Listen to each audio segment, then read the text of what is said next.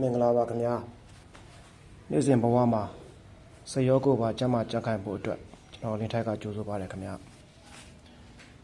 ဒီနေ့ဒုတိယမြောက်အနေနဲ့ပြပေးမယ့်လေ့ကျင့်ခန်းကတော့ Diamond Push-up ဖြစ်ပါတယ်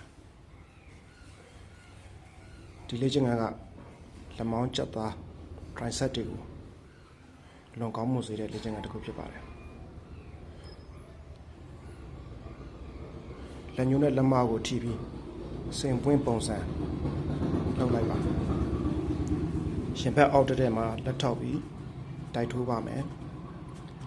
အစင်းမှာတရောင်စစ်ကိုခန္ဓာကိုယ်ဘေးကိုကတ်ထားပါအဲ့ဒီအနေထားမှာခက်ခဲစီရဆိုရင်ဒူးထောက်ပြီးလုပ်ကြည့်နိုင်ပါတယ်ရှစ်ချိန်ကနေ10ချိန်အထိလုပ်ပါလက်မောင်းနောက်ဖက်ကြက်သားတွေအတွက်အရန်ကောင်းမှပါတယ်လက်မောင်းတွေလှပခြင်းနဲ့ဆိုရင်တော့ဒီလေ့ကျင့်ခန်းက